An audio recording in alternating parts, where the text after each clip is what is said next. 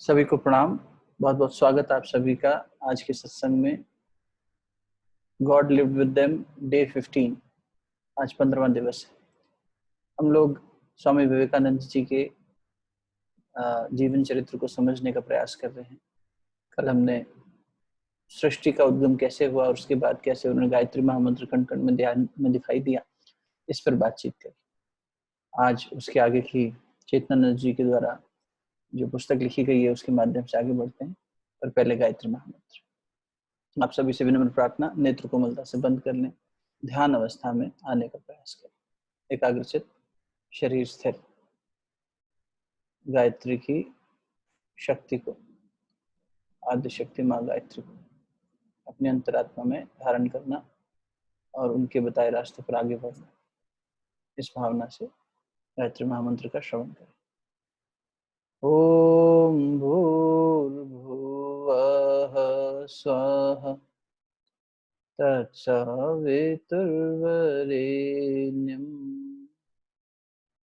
भर्गो देवस्य धीमहि धियो यो नः प्रचोदयात्। ओम गुरुर्ब्रह्मा गुरुर्विष्णु गुरुरेव महेश्वरः गुरु साक्षात् परब्रह्म तस्मै श्री गुरुवे नमः। अखंड मंडलाकारं व्याप्तं येन चराचरं तत्पदं दर्शितं येन तस्मै श्री गुरुवे नमः। मातृवत् लालयित्री च पितृवत् मार्गदर्शिका नमोस्तु गुरुसत्तायै श्रद्धा प्रज्ञायुता च या, श्रद्धा प्रज्ञायुता च या। दोनों हथेलियों को आपस में मिलिए। प्राप्त हुई ऊर्जा को नेत्रों पर, मुखमंडल पर अच्छे से स्पर्श कराएं, हृदय स्थान पर स्पर्श कराएं। सभी का स्वागत एक बार फिर। आज हम कल जहां बात रुकी थी कि स्वामी विवेकानंद जी को कैसे कण कण में गायत्री महामंत्र की शक्ति का आभास हुआ, अनुभूति हुई, उसके आगे की बात होती। तो ये विवेकानंद वो हैं जो, राधा यूं कहना चाहिए कि विविधेशानंद हैं, जो अभी एक मॉन्क के रूप में भारत का भ्रमण कर रहे हैं और गुरु का जो है महाप्राण हो चुका है। और अभी ये हिमालय यात्रा देश का मतलब आत्मा को जानने का प्रयास कर, भारत की आत्मा को जानने का प्रयास कर। Page number 40। आज बड़ा ही मार्मिक प्रसंग है, 2-3 आज। Vivekananda visited Pavhari Baba the famous yogi of Ghazipur. Ghazipur नाम के एक स्थान है उत्तर प्रदेश में। वहां पर एक पावहरी बाबा के नाम से बहुत ही प्रसिद्ध संत हुए। पावहरी बाबा के बहुत आपको प्रमाणिक किस्से मिल जाएंगे, क्योंकि एक तो अभी इसी सदी के संत हुए, बहुत ज्यादा पुरानी बात नहीं है। विवेकानंद से मुलाकात हुई है, 150 साल पहले के संत है। और उसके अलावा उनके कई ऐसे भक्ति रस की गाथाएं हैं जो प्रसिद्ध हैं। तो पावहरी बाबा की जैसे प्रसिद्ध बातों में से एक बात कई बार चर्चा में लाते हैं सत्संग में कि जब वो एक कुत्ता उनकी रोटी चुरा के चला गया, उठा के दौड़ गया, तो पीछे पीछे दौड़ने लगे। तो लोगों को लगा कि देखो कैसा संत है, कैसा फकीर है, ये रोटी जानवर लेके चला गया तो उसके पीछे भाग रहा है। जबकि वो चिल्लाते जा रहे हैं कि अरे भैया प्रभु मेरे, आप में मैं साक्षात नारायण को देखता हूँ, हे प्रभु आप ये घी लगवा लो रोटी पे। कोई घी दे गया था रोटी के साथ में, वो तो कहीं जाते नहीं थे, जो जो दे जाता था उसी में गुजारा करते थे। तो कोई रोटी और घी दे गया था, ये बाबा खा लेगा। रोटी ले गया कुत्ता, तो पीछे भाग रहे कि हे प्रभु आप घी छोड़ गए, घी लगवा लो। इतने अच्छे संत थे पावहरी बाबा। तो उनसे हठ योग की दीक्षा लेने का मन हुआ स्वामी विवेकानंद का। और जब उनसे मिले थे तो विवेकानंद को पेट की समस्या शुरू हुई, नाभि कमल में। ये शक्ति का जागरण जब होता है समय समय पर, ऐसे स्थानों पर ऐसे संतों के साथ जब मनुष्य का मिलना होता है, जो जागृत तीर्थ होते हैं अपने आप में, जिनके अंदर शक्ति का भंडार होता है, उनके संपर्क में आने के बाद स्वास्थ्य में थोड़ा सा ट्रांजिशनरी चेंज आता है। तो कभी कभी ऐसा होता है कि आप किसी तीर्थ स्थान पर जाते हैं तो स्वास्थ्य खराब होना, जैसे शांति कुंज कई बार लोग आते हैं, हम लोग वहाँ थे तो हम देखते थे कि एक चीज कॉमन देखने को मिलती थी कि पेट खराब हो रहा है। एक तरह से पेट खराब होने का मतलब ये हुआ कि अन्नमय कोश की शुद्धि हो रही है। अन्नमय कोश हमारा जो फिजिकल बॉडी है, वो शरीर, वो नाभि से प्राण खींचता है। माँ के गर्भ में हम नाभि से थे, तो नाभि की सफाई की जाती है, अन्नमय शरीर शुद्ध किया जाता है। पता नहीं इसमें क्या क्या मल मूत्र भरा हुआ है, क्या क्या खाया है हमने, कुसंस्कारी चीजें, कितनी सारे जन्मों का इसके अंदर वो है। तो जब भी हम तीर्थ स्थान पर जाते हैं तो इस जन्म में, इस देह में जो भी संस्कार हैं उनमें से काफी संस्कारों का क्षय होने का प्रोसीजर शुरू हो जाता है। It's like a surgery, life surgery. तो वो जब परफॉर्म होती है तो स्वास्थ्य का गड़बड़ाना होता ही है। लेकिन विवेकानंद के केस में ऐसी बात नहीं है। ये तो मैं आपको बता रहा हूँ, ये तो इनके साथ तो कोई पुराने संचित संस्कार ही नहीं है। आगे आपको मिलेगा जीवन मुक्त आत्मा थे। तो जीवन मुक्त आत्मा गौतम ऋषि वो थोड़ी कोई संस्कारों से बंधे हुए हैं कि जो पुराना अपना वो साफ सफाई करना। तो ये जो पावहारी बाबा के संपर्क में आए तो यद्यपि इनका ये थोड़ा सा स्वास्थ्य गड़बड़ाया और इनको हठ योग करने का मन था, तो इन्होंने दीक्षा मांगी उनसे कि आप मुझे हठ योग में इनिशिएट कर दें। पावहारी बाबा ने इस बात को स्वीकारने से मना कर दिया, थोड़ा टालते रहे। जैसे आपको याद होगा, मैंने एक बार चर्चा करी थी कि डिकन्सन नाम के एक बालक थे जो डूब रहे थे और उन्हें किसी योगी ने बचाया। और जब उन्होंने स्वामी विवेकानंद को पार्लियामेंट में देखा, रिलीजन पार्लियामेंट में शिकागो में, तो उन्होंने अपनी माँ से कहा इन्होंने ही मेरी जान बचाई। और जब उन्होंने चाहा कि मैं इनसे दीक्षा ले लूँ, ये मुझे अपना गुरु बना ले, तो उन्होंने मुस्कुरा के विवेकानंद मना कर दिया कि तुम्हारा गुरु तुम्हें एक सिल्वर कप देगा, एक फ्लावर देगा, वो मिलेगा। और वो परमहंस योगानंद जी थे जो कि 43 ईयर्स बाद मिले डिकन्सन को। तो स्वामी जी ने उनको अपना दोस्त माना, लेकिन गुरु शिष्य मानने से मना कर दिया। इसी प्रकार यहाँ पावहारी बाबा ने उनका स्वागत तो किया, उनको साथ तो रखा, सिखाया भी, लेकिन उनको शिष्य नहीं माना। और जब विवेकानंद के मन में ये बात आ रही थी कि मैं ये दीक्षा इनसे लूं, तो उस रात से लेकर अगली 21 रातों तक, for the next 21 nights, he had the same vision of Thakur Ramakrishna Paramahamsa standing on the door। जो उस कमरे में रुके थे उसके दरवाजे पे ठाकुर की आभा उन्हें दिखाई दी। तो पहले दिन थोड़ा भ्रम सा लगा, फिर दूसरे दिन फिर दिखे, निरंतर दिखते रहे। ये 21 दिन का जो इनके जीवन में एक फेरा है स्वामी विवेकानंद के, ये कई चीजों में आएगा, कई जगह दिखता है कि for the next 21 days repetitively he will have the same vision, same thought, same kind of mindset at the same time। तो उससे उनका वो प्रमाण मिलता है बार बार कि हमारी संस्कृति में इसका महत्व है। और अब तो अध्यात्म में भी इसका महत्व है, और अब तो मॉडर्न साइंस भी इसको कंफर्म करती है कि anything which is practised for 21 days becomes a neural network. तो उसी तरह के विजन को आप डेली अगर इमेजिन करते हो, मान लो इमेजिनेशन है भी अगर करें, यहाँ तो साक्षात अनुभूति हो रही है कि गुरु सामने खड़ा है, लेकिन अगर हम इमेजिनेटिव मोड में भी कुछ करते हैं, कल्पना में कि एफर्मेशन डाल रहे हैं, कुछ कर रहे हैं, specially during the night time when the subconscious is very active, when the conscious is about to get disconnected from the external world. तो अच्छी आदतें डालने के लिए एक अच्छा समय है रात को सोने से पहले। तो उस समय आप कुछ भी अच्छा सोचते हो, 21 दिन तक निरंतर करते हो, तो हमारा न्यूरल नेटवर्क जो है वो स्ट्रांग हो जाता है, एक नए न्यूरल पाथवे बन जाते हैं। ये अब मॉडर्न साइंस भी कंफर्म करता है, न्यूरोलॉजी भी कंफर्म करती है। तो 21 दिन तक स्वामी विवेकानंद को अपने गुरु के दर्शन होते रहे, और कहीं ना कहीं उन्हें ये लगा कि मेरा गुरु मुझसे कह रहा है, ठाकुर कह रहे हैं कि तू क्या कर रहा है, तो क्यों इधर उधर भटक रहा है, तुझे मेरा काम करना है, मेरा काम कर। इसमें कहीं भी ऐसा नहीं कि एक गुरु दूसरे गुरु को कम बता रहा है, सिर्फ इतनी सी बात है कि तुम जिस उद्देश्य से आए, अब तुम फिजिक्स पढ़ने जा रहे हो तो फिजिक्स के ट्यूटर के पास ही पढ़ोगे, तुम केमिस्ट्री के ट्यूटर के पास जाओगे तो वो टीचर आपको कैसे एक्सेप्ट कर लेगा, वो समझा देगा बेसिक्स साइंस के, पर वो कहेगा नहीं इसके स्पेशलिस्ट वो है। तो वो स्पेशलिस्ट कहेगा ना कि इधर उधर मत भटको, टाइम मत खराब करो, तुम्हारे एग्जाम सर पे हैं, कड़ी परीक्षा आने वाली है, तुम बैठो और पहले सीखो फंडामेंटल्स। तो स्वामी जी ने कहा मुझे कहीं ऐसी ही गिल्ट की फीलिंग आने लगी, एक ऐसा भाव आने लगा कि मेरा मन भारी होने लगा कि ठाकुर मुझसे इस तरह की बात कह रहे। Vivekanand traveled over almost all of India, mostly on foot, visiting places of history and pilgrimage. He was thus able to gain first-hand experience of the Indian people। और भारत के लोगों की गरीबी को देखकर उनके प्रति इनके मन में इतनी करुणा जागी, इतना पीड़ा जागी कि एक बार उन्होंने कहा कि once he remarked with his usual vigor, शेर आदमी था ये, दहाड़े बिना बात ही नहीं करता एकदम। कहीं विवेकानंद कभी किसी को खुश करने के लिए अच्छी बातें करेंगे, चिकनी चुपड़ी बातें करेंगे, ऐसा विवेकानंद नहीं था। विवेकानंद एकदम खरी, एकदम तेज तलवार थे। तो in his usual vigor he said that a God who could not in this life give a crust of bread was not to be trusted in the next for the kingdom of heaven। He observed that religion was not the crying need of India and recalled Sri Ramakrishna's pithy saying, religion is not for an empty stomach। भूखे पेट न होए भजन को पाला। भारत गरीबी से गुजर रहा है, 1000 साल की गरीबी होने को है लगभग। पहले तो मुगल लूटते रहे, फिर उसके बाद में अंग्रेज, और उससे भी बड़ा हमारे अपने लोग जो आपस में लड़ते मरते रहे, जिनकी वजह से ये बाहर के लोग हम पर आक्रमण करते रहे, शासन करते रहे। तो भारत में ये मानसिक उत्पीड़न भी बहुत हुआ था। ठीक है, घर का देखो, घर में चोरी चकारी हो जाए, घर में कोई नुकसान हो जाए, बाहर का आदमी आके कुछ नुकसान कर जाए, तो भी आदमी संभल सकता है।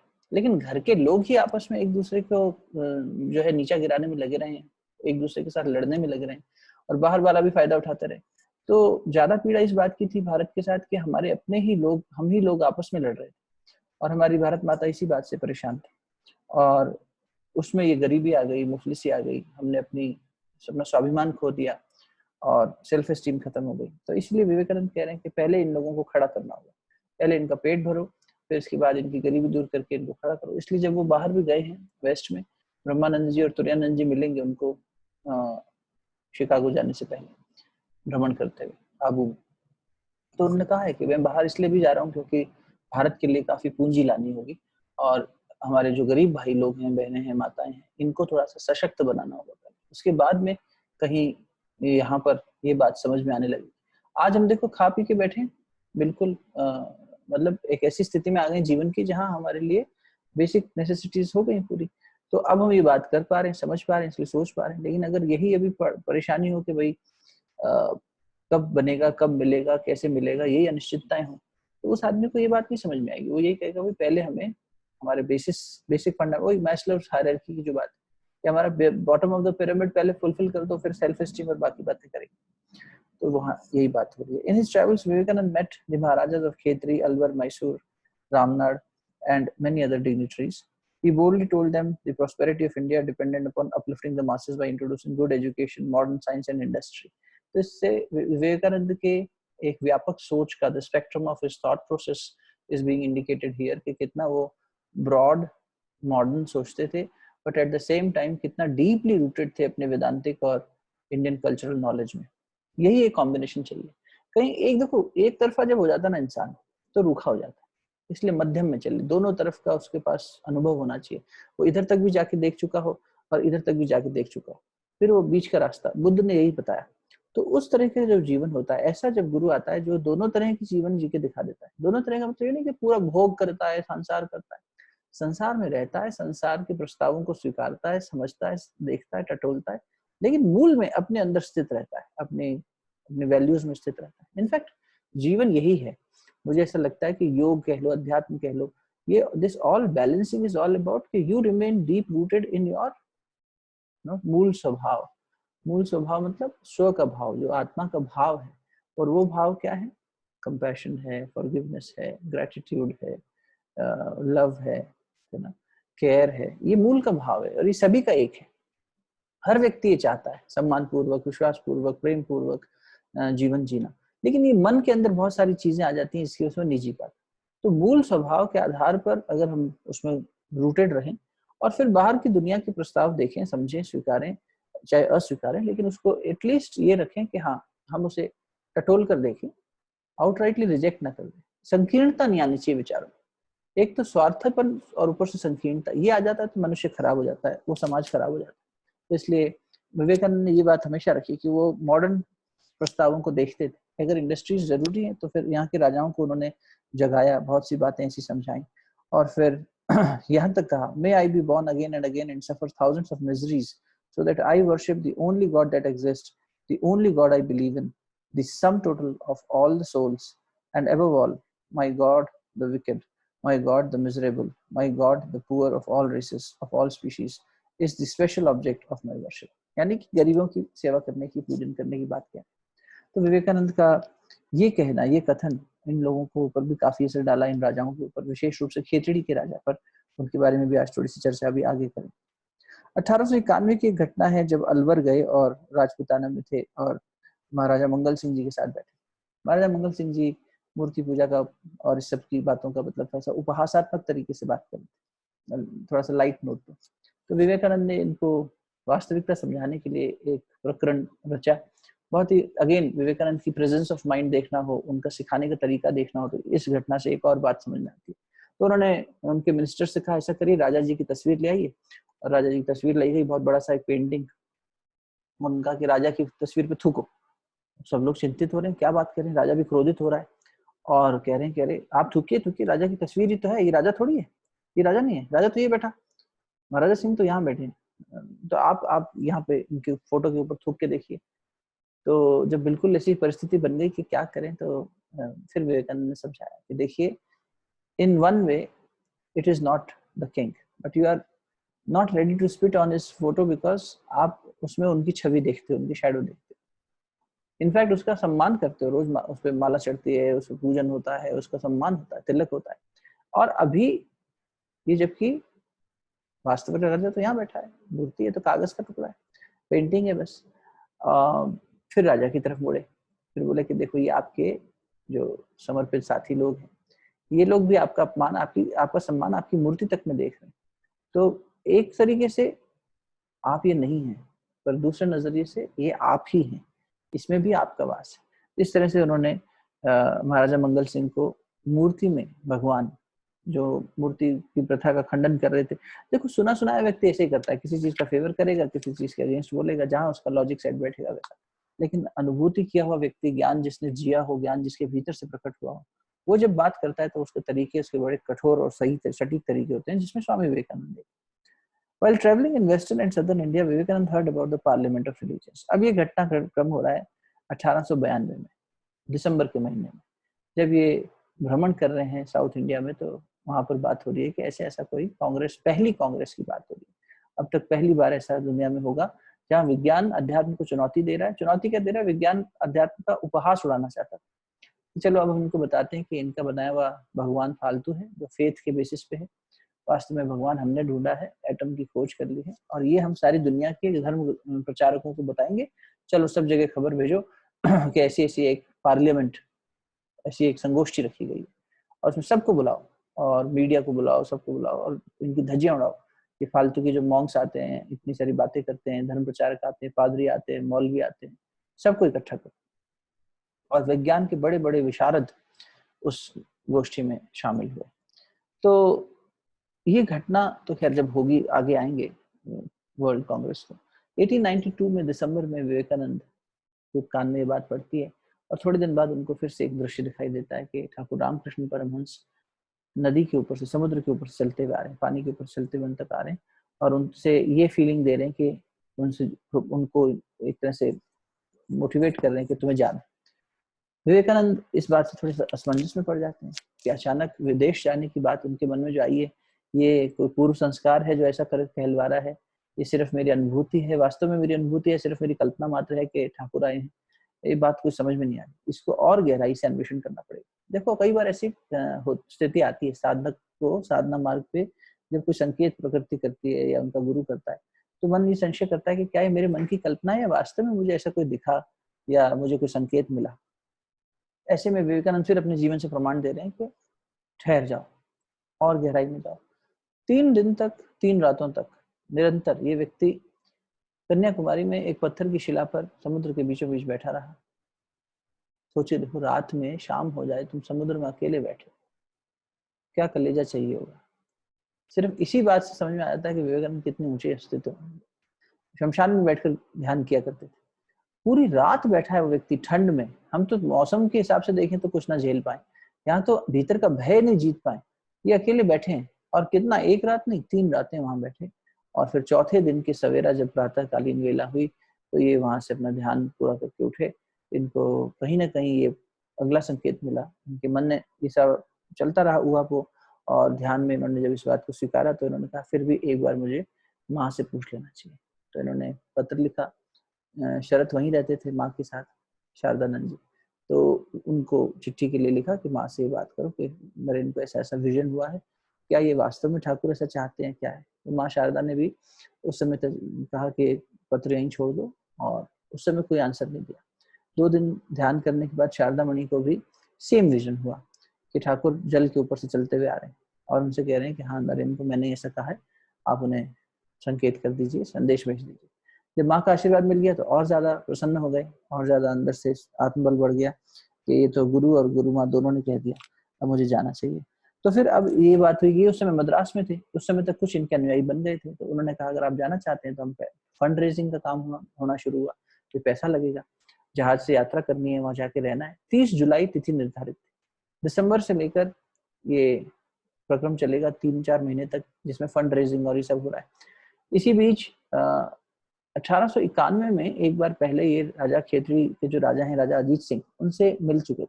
अजीत सिंह भी बड़े सुंदर व्यक्तित्व हैं। 1861 में इनका जन्म हुआ। विवेकानंद का जन्म है 1863 का। 2 साल बड़े थे विवेकानंद से आयु की दृष्टि से, और एक ही यानी एज ग्रुप के हो गए। और आश्चर्य की बात यह है कि दोनों का जीवन काल भी लगभग बराबर रहा। 1902 में स्वामी जी गए हैं, 1901 में खेतरी के राजा अजीत सिंह चले गए, वो भी 40 साल की आयु में जल्दी चले गए, 1861 से 1901।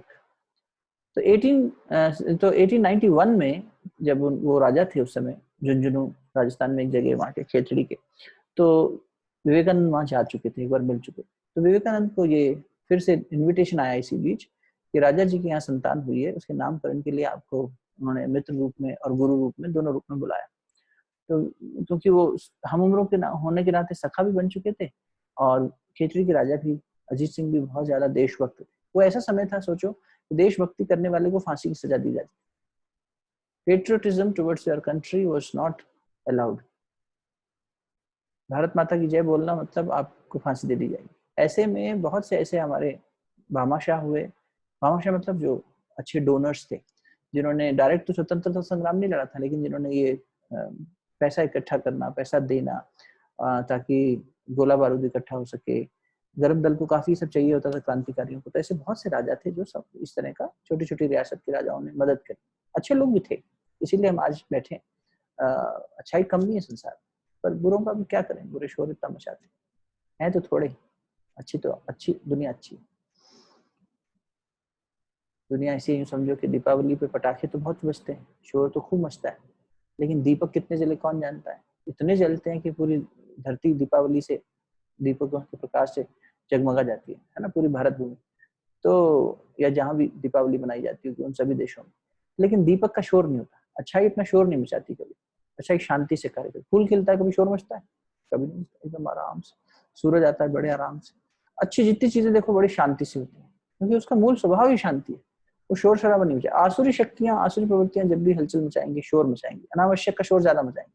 होता ना एक प्रोपोगेंडा क्रिएट करने की कोशिश है, कुछ नहीं अंदर, बस शोर मचाना। तो उतना ही शोर मचता है बस दुनिया में। बाकी दुनिया बहुत अच्छी है, दुनिया को बुरा मत मानना। तो विवेकानंद जो है वहां पर उनके निमंत्रण पर जाते हैं। 1891 की घटना में ही अजीत सिंह विवेकानंद जी को अपना गुरु मान चुके हैं, और उन्होंने विविदिशानंद की जगह इनसे कहा कि मैं आपको सखा रूप में भी और शिष्य रूप में भी ये प्रस्ताव देता हूँ कि आपका जो व्यक्तित्व है उसमें विविदिशानंद की जगह अगर विवेकानंद नाम रखा जाए, विवेकानंद नाम ज्यादा आपको सूट करेगा, तो मैं आपको सखा होने के नाते विवेकानंद बुलाऊंगा। तो विवेकानंद को भी नाम पसंद आया।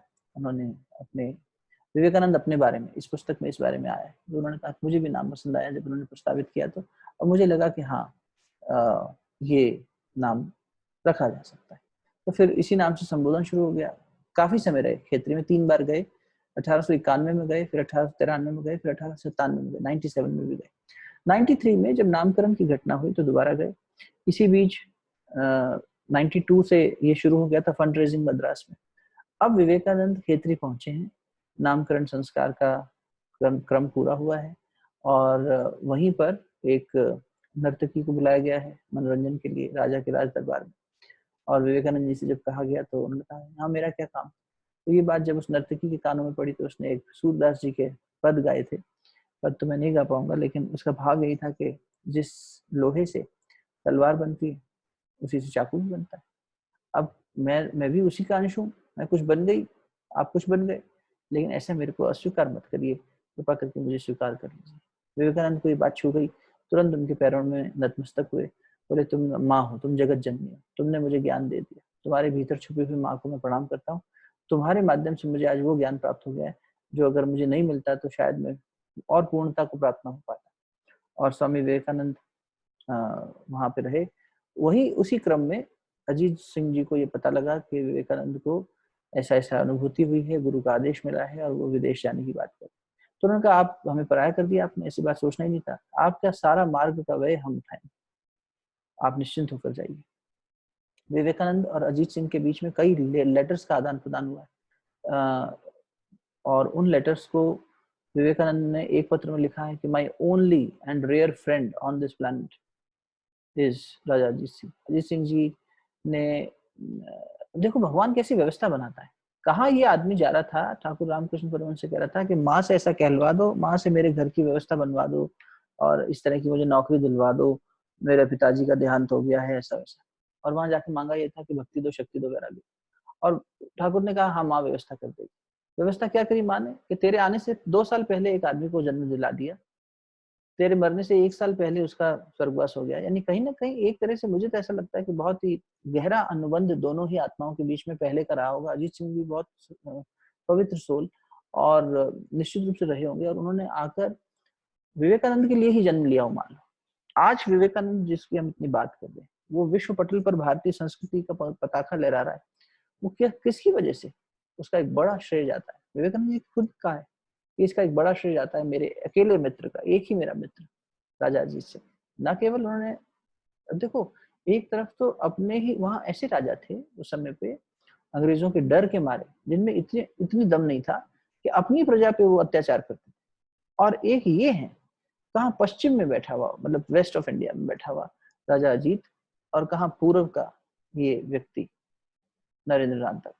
और इसमें इतना विश्वास करना, इनके गुरु तत्व को देख पाना।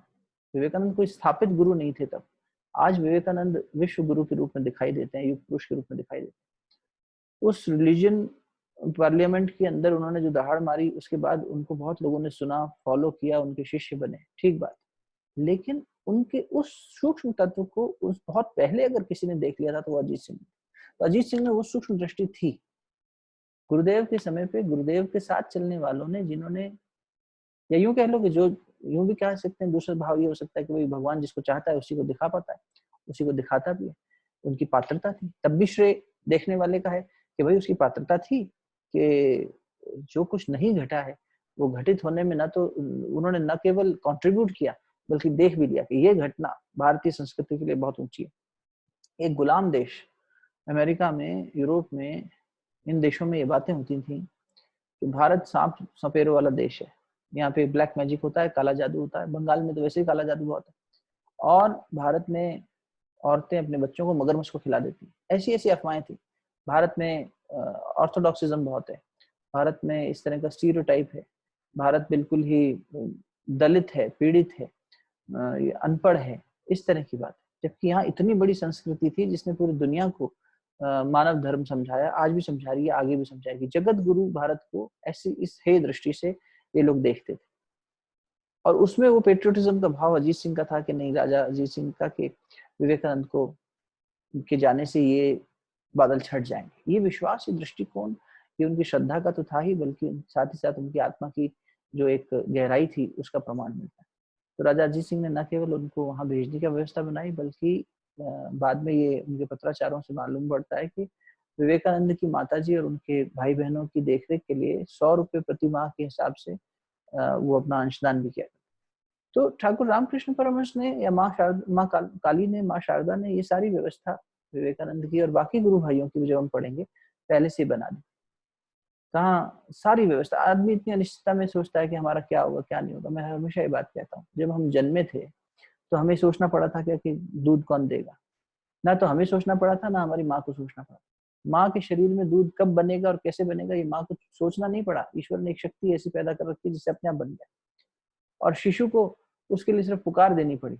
इधर उसने पुकार दी, इधर माँ के शरीर के अंदर जो लहू था उससे दूध बन गया, और दोनों की पूर्ति हो गई। एक की भावनात्मक पूर्ति हो गई, एक का पोषण हो गया। ये जो क्रम है, ये प्रकृति ने पहले से इतना व्यवस्थित बना के छोड़ा है। फिर हम किस बात से इतना अनिश्चित और भय में आ जाते हैं, डर जाते हैं कि हमारा क्या होगा, कैसे होगा। और कोरोना आ गया, हम फलानी सिटी में बैठे हैं, फलानी कंट्री में बैठे हैं, हमारी जॉब छूट रही है, हमारा पे कट हो रहा है, हमारे घर से हम दूर। इस तरह की बातें जब मन में आए तो हमेशा ये याद रखो कि तुम्हारे आने से पहले किसी ने व्यवस्था बना दी। विवेकानंद के आने से पहले उनको आर्थिक सहयोग कौन देगा, उनको विवेकानंद नाम कौन देगा? गुरु ने नहीं दिया है, उनके शिष्य ने उन्हें नाम दिया। सोचकर देखो। तो ये सारी व्यवस्था ठाकुर बना के बैठा है। तो ये विश्वास, ये श्रद्धा हमारी हमारे गुरु के प्रति, या उस परमेश्वर के प्रति, या अगर नहीं मानते हो किसी में, तो एक कोई सुपर इंटेलिजेंस पावर है जो कि ये सारी व्यवस्था बना रही है। हमेशा हर चीज व्यवस्थित चल रही है उसके डेकोरम में। उसके लिए सरेंडर हो जाओ। तुम क्यों नहीं उसकी व्यवस्था मान लेते हो, है ना? ईशा वासोपनिषद तो यही बात कहता है, ईश्वर का अनुशासन। ईश्वर माने अनुशासन। तो उसका अनुशासन, हर चीज सूर्य अनुशासन से आता है, अनुशासन से जाता है। तो परसों पूर्णिमा आएगी, फिर अमावस आएगी, ये अनुशासन में चल रहा है, एक निरंतर क्रम चल रहा है सृष्टि में, और इसे कोई व्यवस्थित बनाए हुए। क्या उसके प्रति हमारा सम्मान नहीं होना चाहिए? क्या उसके प्रति हमारे को समर्पित और श्रद्धावान नहीं होना चाहिए? यार कोई गजब की ताकत है कि एक गाय भूसा खाती है और दूध जैसी शक्तिशाली चीज पैदा करती है, कि ये पृथ्वी एक गोल गोल रफ्तार में इतनी तेज चल रही है, घूम रही है 16,800 किलोमीटर की रफ्तार से, पर मैं स्थिर बैठा हूँ। ये क्या कोई चमत्कार से कम है? देखना चाहे तो हर पल चमत्कार हो रहे हैं जीवन में, लेकिन हमारा दिमाग देखना क्या चाहता है? भय, वासना, तृष्णा, क्रोध, अहंकार, मैं, मेरा, इसी में, इसी को स्वार्थपूर्ण संकीर्णवादी सोच कहते हैं। संकीर्णता भी आ गई, नैरो माइंडेडनेस आ गई, और कुछ दिखा नहीं, ऊपर से स्वार्थी भी हो गई। संकीर्ण स्वार्थपरता, ये मनुष्य के जीवन के दुख का बहुत बड़ा कारण है कि उसने खुद को बांध लिया है, कंपार्टमेंटलाइज कर लिया अलग अलग सेगमेंट्स में। ऐसा नहीं करना। हमेशा ये विश्वास रखिएगा कि बुरी से बुरी परिस्थिति भी, या एक तो वो हमारे कर्म को काटने के लिए आई है, और दूसरा वो हमेशा हमें ऊंचा उठाने के लिए आई है। ये विवेकानंद इतना आसानी से नहीं पहुंच जाएंगे वहां। ये विवेकानंद वहां पहुंचकर कोई ऐसा नहीं है कि राजा जी की तरह इनको एक होटल में कमरे में ठहराया जाएगा, आइए आप पार्लियामेंट में बोलने आए हैं, आपको शान शौकत, तिरस्कार किया जाएगा इन लोगों का। उद्देश्य ही यही था इस पार्लियामेंट का, और तिरस्कार ही हुआ था। लेकिन एक आदमी ने दहाड़ मार के उस पूरी कांग्रेस को दुनिया में फेमस बना दिया। सितंबर में, जुलाई की घटना, जुलाई की डेट सितंबर में जाके पूरी हुई, 1.25 महीने टल गई। और ऐसे में विवेकानंद किन पीड़ाओं से गुजरे हैं वहां पर, ये सारी बातें आगे आएंगी जब खुलेंगी। लेकिन तब भी कोई सत्ता थी संभाले हुए। पावभरी के पास जाने के समय भी कोई सत्ता थी दरवाजे पे खड़े हुए। अकेले 6 साल भारत घूम रहे थे, तब भी कोई सत्ता थी संभाले हुए। विदेश जाना है कि नहीं जाना, तब भी कोई सत्ता थी बताने के लिए। आज भी विवेकानंद अधूरा है ठाकुर के बिना, आज भी सत्ता है संभाले। ईमान कर चलिए, आपके साथ कोई है, कोई ऐसी परम शक्ति है जिसके बल के आधार पर आप और हम चल रहे हैं, हर एक के साथ, कोई पक्षपात नहीं है। कोई अगर हमारे जीवन में गुरु नहीं है, अरे साहब क्षमा करना, गुरु को एक व्यक्ति के रूप में मत देखो, शक्ति के रूप में देखो। वो शक्ति की बात हो रही है, उस ईश्वर को एक शक्ति के रूप में देखो, उसकी शक्ति काम कर रही है। कल बात करी, उसके भर गुरु की शक्ति से मैं अपने अंदर के देवत्व को जगा सकूं और अपने तमस को दूर कर सकूं, यही तो बात। तो ये विश्वास करो, ये विश्वास करो कि तुम्हारे साथ वो शक्ति है, कोई हो ना हो वो तुम्हारे साथ है। और वो तुम्हारे साथ जब तक खड़ी है, वो ईश्वर का बल जब हमारे साथ खड़ा है, तो फिर हमें किस बात का भय है? क्या हमने आज जो दिन देख रहे हैं उससे बुरे दिन नहीं देखे क्या पहले? बिल्कुल देखे होंगे। हम आज जहां भी हैं जीवन में, कहीं से उठकर ऊंचे ही पहुंचे होंगे, इसलिए ये बातचीत चल रही है। ऊपर से गिर के नीचे आए होते तो बात अलग थी कि हाँ बहुत ऊंची कॉन्शियसनेस में थे, उससे पतन हो गया, ऐसे तो बात अलग हो गई। लेकिन इस जन्म में एटलीस्ट हमारी प्रगति हम देख सकते हैं, सांसारिक दृष्टि से, आध्यात्मिक दृष्टि से पहले से बेहतर बन रही है स्थिति। तो इसका मतलब कोई शक्ति है जो बार बार आगे बढ़ा रही है। उस शक्ति के प्रति समर्पण होना चाहिए, ठीक है ना। एक बहुत सुंदर सा सरल सा गीत गाएंगे उसी शक्ति को समर्पित करने के लिए। आप सभी से निवेदन, मैं उसकी पंक्तियां जरा निकाल लूं। कुछ लोगों ने वो भजन हमने साथ साथ गाया है कि हम दीनहीन हैं, हम उस गुरु शक्ति से प्रार्थना कर रहे हैं कि गुरुदेव दया करो दीन जय। सभी से निवेदन, भाव रूप में जुड़ने के लिए चाहे तो नेत्र कोमलता से बंद कर लें। मैं जरा उसकी लिरिक्स निकाल लूं और फिर साथ साथ गाते। बंगाली में एक भजन है, इसमें मतभेद है। कुछ लोग कहते हैं स्वामी विवेकानंद जी द्वारा रचित है, कुछ लोग कहते हैं कि नहीं उन्होंने रचित नहीं किया था, उन्हें पसंद बहुत था। तो जो भी हो सत्यता, ये शिष्य का गुरु के प्रति एक प्रार्थना है, और यही प्रार्थना है कि इस भव सागर से हमें बाहर निकालिए। ठीक है, चलिए नेत्र कोमलता से बंद। नेत्र कोमलता से बंद इसलिए करने कह रहे हैं क्योंकि भजन या ध्यान, भजन तो एक माध्यम है, वो ध्यान की गहराई में हमें ले जाता है।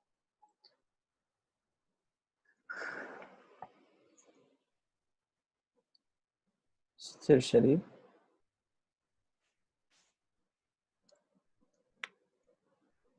ध्यान सांसों पर,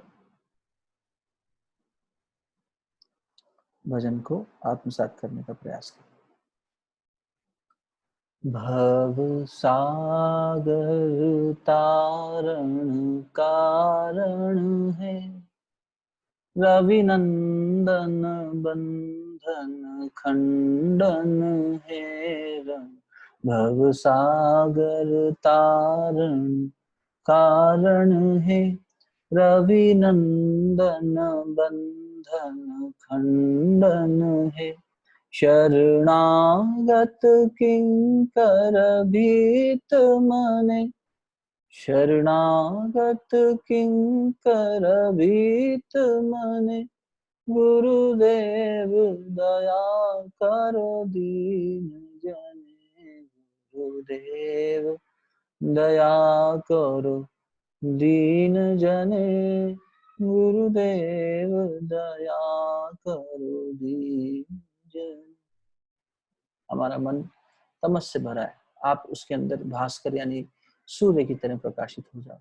तुम ही विष्णु हो, तुम ही प्रजापति हो, तुम ही शंकर हो, तुमसे परमात्मा ये प्रार्थना हम पर दया कर। हरि कंदर तामस भास्कर है, तुम्ही विष्णु प्रजापति शंकर है। पर ब्रह्म परात्पर वेद भणे, पर ब्रह्म परात्पर वेद भणे। गुरुदेव दया करो दीन जने, गुरुदेव दया करो दीन जने, गुरुदेव दया करो दीन जने। मन वारण शासन अंकुश है, नर त्राण तरे हरि चाक्षुष है। गुणगान परायण देव गणे, गुणगान परायण देव गणे। गुरुदेव दया करो दीन जने, गुरुदेव दया करो दीन जने, गुरुदेव दया करो दीन जने। हम सभी के अंदर एक शक्ति कुंडलिनी बना के बैठी है, वो निद्रावस्था में है, उसे जगा दीजिए, उसे जगाने की शक्ति आप ही में है। और हमारे हृदय की ग्रंथियों को खोल दीजिए। ये मन जो कि दिन रात इधर उधर चंचलता से भटकता रहता है, उसे स्थिर बना दीजिए। ऐसी प्रार्थना। कुल कुंडलिनी घुम भंजक है, हृदय ग्रंथि विदारण कारक है। मम मानस चंचल रात्र दिने, मम मानस चंचल रात्र दिने। गुरुदेव दया करो दीन जने, गुरुदेव दया करो दीन जने, गुरुदेव दया करो दीन जने।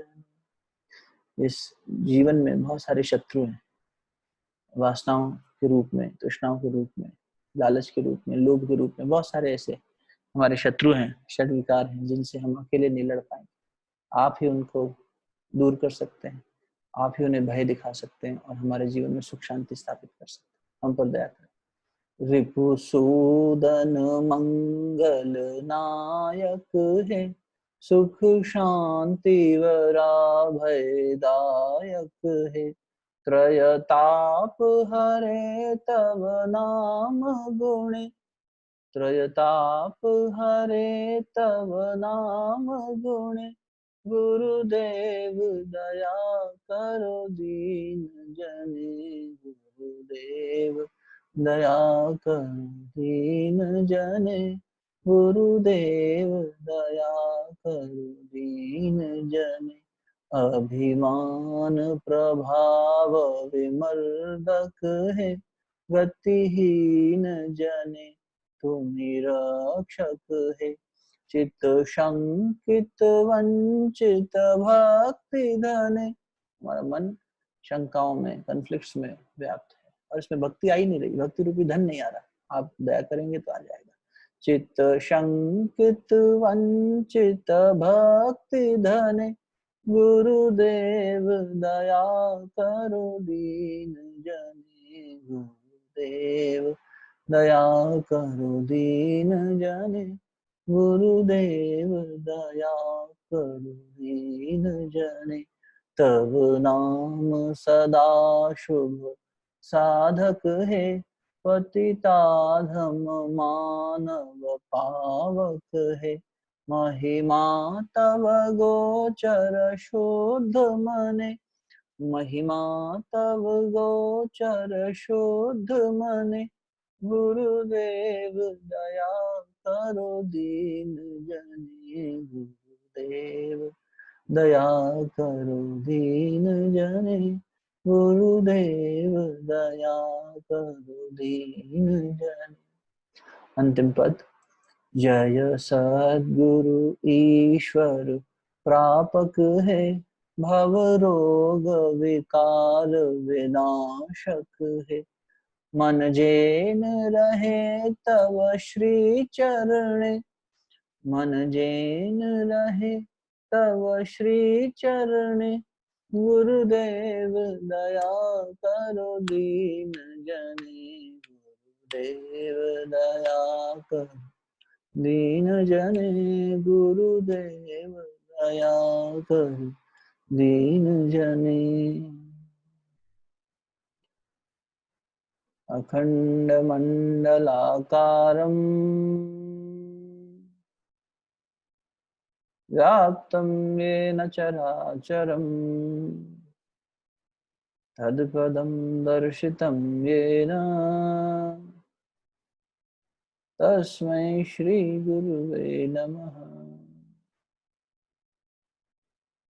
ब्रह्मानंदं परमसुखदं केवलं ज्ञानमूर्तिं,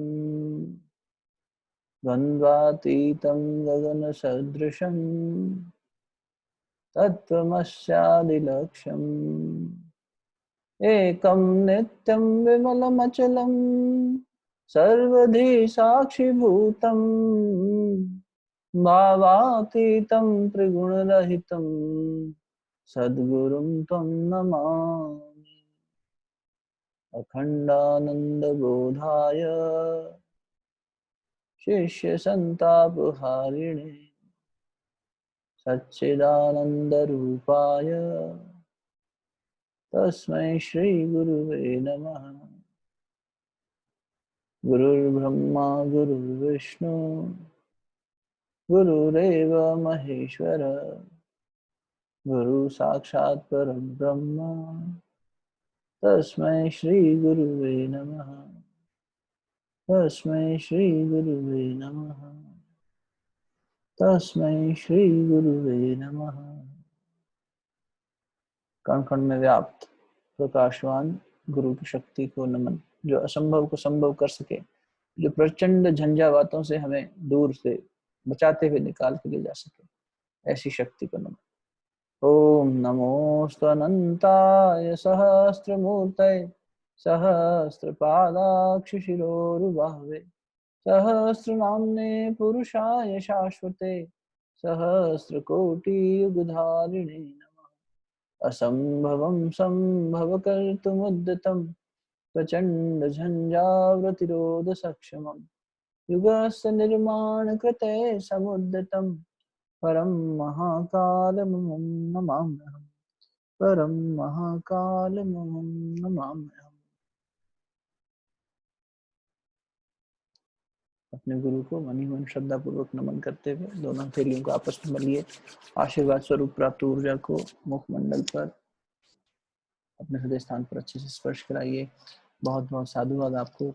कल मिलेंगे 16वें दिन में आगे की यात्रा के लिए। तब तक के लिए शुभ रात्रि।